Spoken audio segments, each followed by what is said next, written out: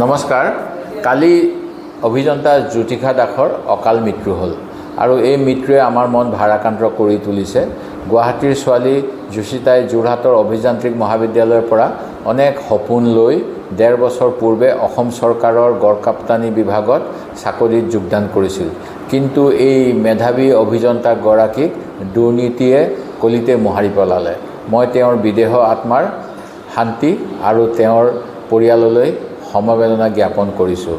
কিন্তু আমি তেওঁৰ মৃত্যুৰ দোষীক বিচাৰি উলিয়াব লাগিব। যোশিতাই নিজৰ প্ৰাণ আহুতি দি ৰাজ্যত বিভিন্ন বিভাগত চলি থকা দুৰ্নীতিৰ মুখা খুলিলে।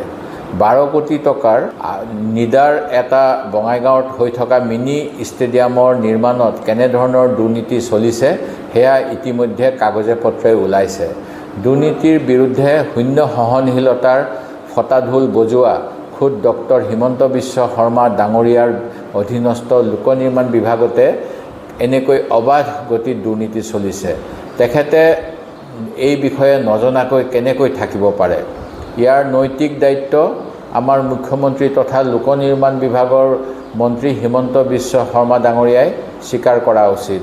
কাৰণ এই বিভাগটোত এগৰাকী অসমীয়া ছোৱালীয়ে দুৰ্নীতিক প্ৰশ্ৰয় নিদিয়াৰ বাবেই আত্মহত্যা কৰিবলগীয়া এটা পৰিস্থিতিৰ সৃষ্টি হ'ল।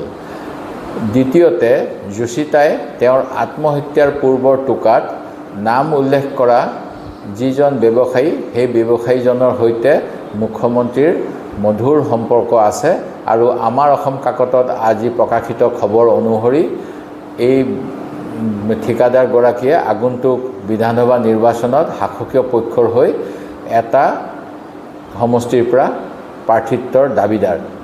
বেটী বচাও বেটী পঢ়াও বুলি কোৱা বিজেপিয়ে আজি আমাৰ ৰাজ্যৰ ছোৱালীক মৃত্যুৰ মুখলৈ দুৰ্নীতিৰ বাবে ঠেলি দিলে। এই সমগ্ৰ ঘটনাটো আমাৰ অসমৰ ভৱিষ্যত আৰু নৱপ্ৰজন্মৰ ভৱিষ্যতৰ বাবে অতি উদ্বেগজনক বিষয়। যিসকল ল'ৰা ছোৱালীয়ে অসম মাতৃক দুৰ্নীতিৰ আশ্ৰয় নিদি সেৱা কৰিবলৈ আজি প্ৰস্তুত হৈ আছে, তেওঁলোকৰ মনতো এই ঘটনাই দ্বিধাভাগ আনিব। দুৰ্নীতিৰে বিজেপি চৰকাৰে অসমক কোঙা কৰি পেলাইছে। তেওঁলোকৰ চক্ৰান্তৰ বলি আৰু কেইজনীমান যোশিতাক কৰিব। আমাৰ ৰাইজ সজাগ হ'বৰ হ'ল। মই ভাৰত চৰকাৰৰ প্ৰধানমন্ত্ৰী ডাঙৰীয়াক অনুৰোধ কৰোঁ, যিহেতু এই ঘটনা আত্মহত্যাৰ ঘটনাৰ সৈতে দুৰ্নীতিৰো অভিযোগ জড়িত হৈ আছে আৰু প্ৰধানমন্ত্ৰী ডাঙৰীয়াই নিজেই না খাউংগা না খানে দুংগা বুলি একাধিকবাৰ কৈছিল আৰু দুৰ্নীতিৰ বিৰুদ্ধে তেখেতসকলৰ শূন্য অৱস্থান বুলি সদায়েই তেওঁলোকে বেদবাক্যৰ দৰে দোহাৰি থাকে। এই গোটেই ঘটনাখিনিৰ এটা CBI তদন্ত হোৱা উচিত, যাতে যিসকল চৰকাৰী বিষয়া কৰ্মচাৰী দুৰ্নীতিৰ লগত জড়িত আৰু যিসকলে এই দুৰ্নীতিক আশ্ৰয় আৰু প্ৰশ্ৰয় দিছে তেখেতসকলৰ বিৰুদ্ধে শাস্তিমূলক ব্যৱস্থা ল'ব পাৰি। এই আঁচনিৰ অধীনত অসমৰ কেইবাখনো জিলাত প্ৰায় 500 কোটি টকাৰ নাবাৰ্ডৰ নিদাৰ অধীনত কাম চলি আছে। সেয়েহে অকল বঙাইগাঁৱতেই এনে ঘটনা হৈছে নে অসমৰ অন্যান্য জিলাতো এই ঘটনা হৈ আছে, তাৰো এটা তদন্ত হোৱা উচিত। আৰু এই ঘটনাসমূহ CBIয়ে উপযুক্ত টেকনিকেল টিম লৈ কৰা উচিত। IIT গুৱাহাটী অথবা অন্যকৈ ইয়াত জড়িত কৰা উচিত। মই এই ক্ষেত্ৰত আৰু এটা কথা ক'ব বিচাৰোঁ। অসমৰ মাননীয় মুখ্যমন্ত্ৰীয়েও কয় যে 5 পইচাৰ দুৰ্নীতি কৰিলেই হাত দাঙিব লাগিব। কিন্তু আজি তেখেতে ডিব্ৰুগড়ৰ পৰা যি এক আঁচনিৰ উদ্বোধন কৰিলে, সেই আঁচনিটোৰ বাবে যিখন পেণ্ডেলৰ ব্যৱস্থা কৰা হ'ল, সেই পেণ্ডেলখনৰ বাবে মাত্ৰ এটা দিন টেণ্ডাৰত সময় দিয়া হৈছিল কাম কৰিবলৈ।